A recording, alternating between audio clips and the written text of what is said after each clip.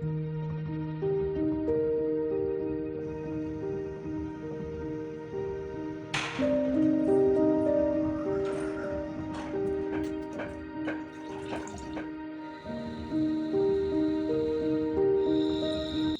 Odia blog को आपण मानक बहुत बहुत स्वागत। तो जय जगन्नाथ एवरीवन। आज वीडियो मु स्टार्ट करछि राति 4टारू कहीं ना आज थिला कुमार पूर्णिमा। तो राति 4टारू ही मु उठिकी गाधे पाधे देथिली। तापर आसिक बस पड़ती अलता लगे आ पूजा जहाँ भी सब सामग्री दरकार ताकू भी सब रेडी करके रखी देथिली। तो बाहागर पूर्वरु अलता लगे मते जमा भी पसंद नथिला किंतु समय सांगे कहते ना सब किछि परिवर्तन हो जाए। तो मते अलता एबे लगे बहुत भल लगुच।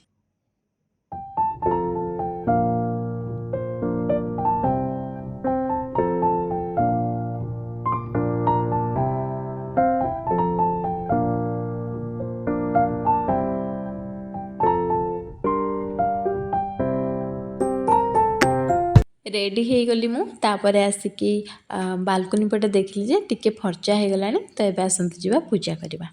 तो बाहागर पर यहाँ मोर फास्ट आउ लास्ट कुमार पूर्णिमा। तो मुझे यहाँ टिके स्पेशल बनवाई चेष्टा करी जी मो द्वारा संभव है।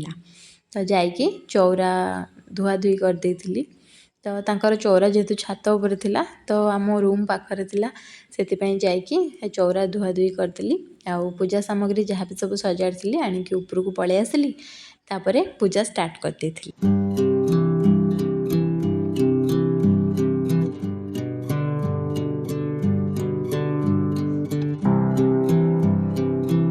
ओडिशा बाहर रहीकि ओडिशार पर्वपर्वाणी को सेलिब्रेट करने हेले बहुत किसी स्ट्रगल आपन को करने पड़ो। जमती कि छोट मोट सामग्री ये मिलिया बहुत कष्ट। तो मते कुमार पूर्णिमा आंजुल टेकिया खईर आवश्यकता थिला। तो खई मार्केट रे खोजी खोजी कौ जगार भी ये खई मिललानी। तो खईर गुंड मिलला जमती कि खई को टिके ग्राइंड कर देइछंती। तो सैया को आनिकी ही मु पूजा विधि चलई कहती ना नाई मामू ठारू कणा मामू भल। तो से ही मोर आंजुल टेकिबा विधिटा को कंप्लीट करथिली।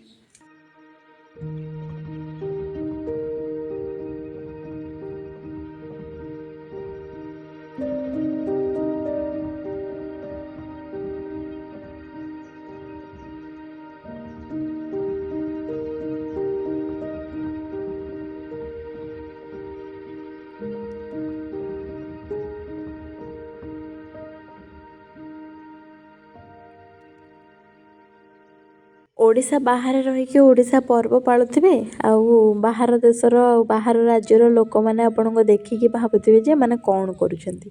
एही जिनिसटा ही सबुठारु खुशी दिए। तो मु जेतेबेले एठी आंजुल टेकुथिली हुळहुळी पकोथिली तो छात ऊपर जो माने सब बसिथिले एक्सरसाइज करथिले योगा करथिले सेई माने सब अनेक देखुथांती जे कौन एठी ओडे से करूछंती पूजा। तो बहुत खुशी लागुथला सेतेबेले।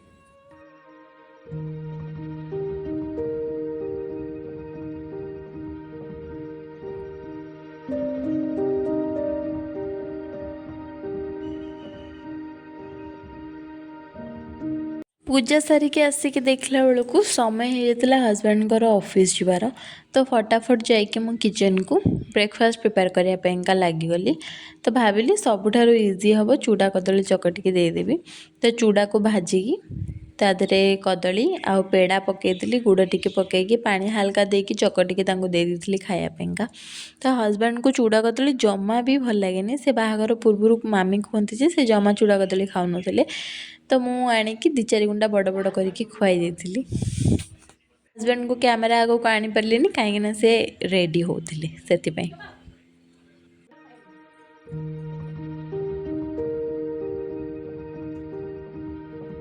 हजबैंड ऑफिस गला परे मु लगी जाइथिली मो घर काम रे। जेहेतु आज इवनिंग रे चांद पूजा पई छेना दरकार मु डिसाइड कली कि छेना आज घरे प्रिपेयर करी। तो मो पाखे एठी बर्तन बहुत कम पड़ूला आई मीन बासन बहुत कम पड़ूला। तो से को मु एडजस्ट करी बनई देली खाइबा। तो ଓଡ଼ିଶା ବାହାରେ ରହିକି ଓଡ଼ିଶାର କଲଚରକୁ ଫଲୋ କରିବା ବହୁତ ଡିଫିକଲ୍ଟ ମୁଁ ଦେଖିଲି। ତ ଛାଡ଼ନ୍ତୁ ଯାହା ବି ହଉ, କିନ୍ତୁ ଖୁସି ଲାଗେ ଯେଉଁଠି ବି ରୁହନ୍ତୁ ନିଜ କଲଚରକୁ ଫଲୋ କରିବା। ତ ଛେନା ମୁଁ ଘରେ ପ୍ରିପେୟାର କରିଦେଇଥିଲି, 1.5 ଲିଟର କ୍ଷୀର ଦେହରେ ଛେନା ପ୍ରିପେୟାର କଲି, ଆଉ 1/2 ଲିଟର କ୍ଷୀର ମୁଁ ରଖିଥିଲି ଇଭିନିଂରେ କ୍ଷୀରି ବନେଇବି ବୋଲିକା। କାହିଁକିନା ପ୍ରସାଦରେ ଖାଲି ଥୋଡ଼ି ଦେବି ଚାନ୍ଦ ଭୋଗ, ତ ମୁଁ ଡିସାଇଡ଼୍ କରିଥିଲି କ୍ଷୀରି, ପିଠା ଆଉ ଚାନ୍ଦ ଭୋଗ, ମିଠା ତା ସାଙ୍ଗରେ ସମସ୍ତଙ୍କୁ ପ୍ରସାଦ ଦେବି। ତ ଏବେ ତ ଲଞ୍ଚ ପ୍ରିପେୟାର କରିବା ପାଇଁ ପଡ଼ିବ, କାହିଁକିନା ହଜବେଣ୍ଡ ଆସିଲା ପରେ ଲଞ୍ଚ କରିବୁ ଆମେ 2 ଜଣ ମିଶିକି। ତ ଆଜି ଡିସାଇଡ଼୍ କରିଥିଲୁ କି ପୁରୀ ମଟର ଆଳୁ ତରକାରୀ ବନେଇବୁ ବୋଲିକା, ବିନା ପିଆଜ ରସୁଣ ବାଲା। ତ ଘରେ ଯେତେବେଳେ ମୁଁ ଥିଲି ସେତେବେଳେ ଏଇସବୁ କାମ ଖୁଡ଼ି କରିଦେଉଥିଲେ, ଖୁଡ଼ି ଖାଇବା ବନେଇକି ଦେଇଦିଅନ୍ତି। ତ ଓଷାଟା ଏତେ ହେକ୍ଟିକ୍ ଲାଗେନି, କାହିଁକିନା ସବୁ ଜିନିଷ ବସି ବସିକି ହେଇଯାଏ। କିନ୍ତୁ ଯେତେବେଳେ ନିଜେ କରିବା ପାଇଁ ସବୁ ପଡ଼ିଲା, ଲାଗିଲା ଯେ ଓଷା କରିବା ଆଉ ତା ସାଙ୍ଗରେ ଘର କାମ କରିବା କେତେ କଷ୍ଟ।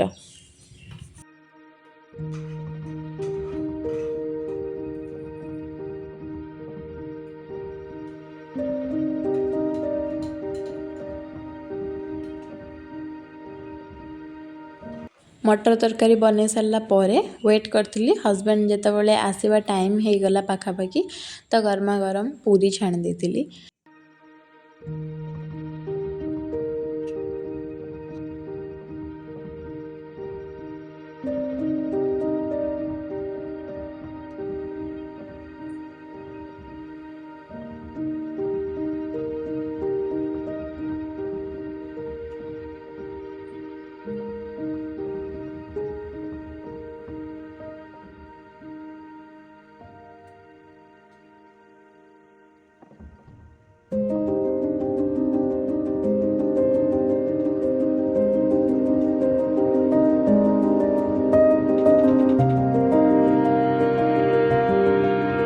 ସବୁ ଖାଇବା ବନି ସାରିଲା ପରେ ମୁଁ କିଚେନ୍ କ୍ଲିନ୍ କରିଦେଇଥିଲି, କାହିଁକିନା ଯେତେ କିଚେନ୍ ମେସି ହେଇକି ରହିବ ମୋ ମୁଣ୍ଡ ସେତେ ଟେନସନ୍ ହେବ। ତ ଏବେ ଚାଲନ୍ତୁ ଖାଇବା, କାରଣ ଭୋକ ବହୁତ ଜୋରସରେ ଲାଗିଲାଣି।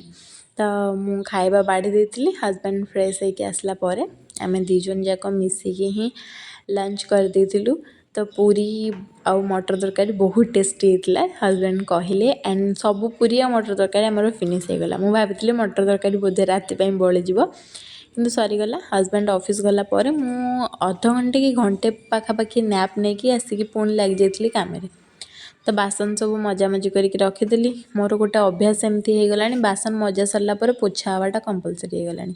କାହିଁକିନା ମୁଁ ବାହାଘର ପରେ ଯେତେବେଳେ ଫାଷ୍ଟ ଆସିକି ଏସବୁ କାମ କଲି, ଶାଶୁ ମାଙ୍କର ଏଇଟା ଅଭ୍ୟାସ ଥିଲା କି ସେ ବାସନ ସବୁ ପୋଛିକି ରଖନ୍ତି, ତ ତାଙ୍କ ପାଖରେ ରହି ମୁଁ ବି ସେଇ କାମରେ ଲାଗିଗଲି, ବାସନ ପୋଛାପୋଛି। ତାପରେ ମୁଁ ସୁଜି ସବୁ ଜନ୍ତା ଜନ୍ତି କରିଦେଇଥିଲି। ଇଭିନିଂ ହେଇ ଆସିଲା କ'ଣ ଦେଖିଲି, ତ ଫଟାଫଟ ମୁଁ ଯାଇକି ପିଠା ଛଣାରେ ଲାଗିଯାଇଥିଲି। ତା ଭିତରେ ସବୁ ଟୁକୁର ମୁକୁର ଯାହା ପୂଜା ପାଇଁ ଦରକାର ସେସବୁର ପ୍ରିପାରେସନ୍ ବି କରିଦେଉଥିଲି ସାଇଡ଼୍ରେ, ଯେମିତି ଚାନ୍ଦ ପାଇଁ ଯାହା ବି ସବୁ ଦରକାର ପ୍ରିପେୟାର କରିବା ପାଇଁକା। ତ ଯେହେତୁ ମୋ ପାଖରେ ଏଠି ବେଶୀ କିଛି ବର୍ତ୍ତନ ନଥିଲା, ତ ସେଇଥିରେ ଆଡ଼ଜଷ୍ଟ କରିକି ମୁଁ ସବୁ ଜିନିଷ ବନେଇଲି। ଆଉ ରହିଲା ନଡ଼ିଆ କଥା, ତ ନଡ଼ିଆ କୋରିବା ପାଇଁ ମୋ ପାଖରେ ଏଠି କୋରଣା ଆଭେଲେବୁଲ୍ ନଥିଲା। ଆମେ 4 ମାସ ହେବ ମାତ୍ର ଏଠିକି ଆସିଛୁ, ଆଣ୍ଡ ଏଠି କୋରଣା ବି ମିଳୁନି। ଘରୁ ଯଦି ଜାଣିଥାନ୍ତୁ ଘରୁ ନେଇକି ଆସିଥାନ୍ତୁ। ବହୁତ ଶିଖିତାନି କରିକି ହିଁ ମୁଁ ନଡ଼ିଆ କୋରିଛି। ତାପରେ ହଜବେଣ୍ଡ ଆସିକି ବି ମୋତେ ହେଲ୍ପ କରୁଥିଲେ, ସିଏ ଆଉ ଯାହା କାକେରା ଥିଲା ଛଣାଛଣି କରିଦେଲେ। ମୁଁ ଯାଇକି ଲୁଗାପଟା ପିନ୍ଧିକି ରେଡ଼ି ହେଇକି ପଳେଇ ଆସିଲି ଚାନ୍ଦ ପୂଜା କରିବା ପାଇଁକା। ତାପରେ ଆସିକି ବନେଇ ଦେଇଥିଲି ମୋ ସିମେଇ କ୍ଷୀରି। ତ ହଜବେଣ୍ଡ ସେଠି ଟିକେ ଦେଖୁଥାନ୍ତି, ମୁଁ ତା ସାଙ୍ଗରେ ଭୋଗ ଫୋଗ ସବୁ ରେଡ଼ି କରିକି ନେଇଗଲି ଛାତ ଉପରକୁ ଚାନ୍ଦ ପୂଜା କରିବା ପାଇଁ। ସେତେବେଳକୁ 7ଟା ବାଜିଯାଇଥିଲା। 4-5 ଦିନ ହେବ ବର୍ଷା ହେଉଥିଲା, କିନ୍ତୁ ଆଜି ଦେଖନ୍ତୁ ଚାନ୍ଦ କେତେ ସୁନ୍ଦର ଭାବରେ ବାହାରିଛି, ଆଣ୍ଡ ବହୁତ ସୁନ୍ଦର ଦେଖାଯାଉଥିଲା ଆଜି ଚାନ୍ଦ। ଆସିକି ମୁଁ ମୋର ଛାତ ଉପରେ ସବୁ ପ୍ରିପାରେସନ୍ ଲାଗିଯାଇଥିଲି। ହଜବେଣ୍ଡ ବି ମୋତେ କିଛି ହେଲ୍ପ କରିଦେଉଥିଲେ, ଯେମିତି ସବୁ ଜିନିଷ ଉପରକୁ ଆଣିବା। ତ ଏବେ ମୁଁ ସବୁ କାମ କରିସାରିଲା ପରେ ଚାନ୍ଦ ଚକଟି ଦେଉଥିଲି ସବୁ ଜିନିଷ ପକେଇକି। ତ ଏବେ ଚାଲନ୍ତୁ ବନେଇବା ସୁନ୍ଦର ଚାନ୍ଦ।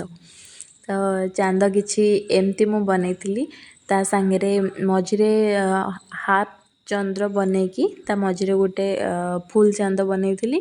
ତା ସାଙ୍ଗରେ ସାଇଡ଼୍ରେ ମୁଁ, ଯେହେତୁ ଆମର 9ଟା ଗ୍ରହ ଅଛନ୍ତି, ତାଙ୍କ ପାଇଁକା ମୁଁ 9ଟା ରାଉଣ୍ଡ କରିକି ଥୋଇ ଦେଇଥିଲି, 9ଟା। ଦେନ୍ ଗ୍ରହ ପୂଜା କରିବା ପାଇଁକା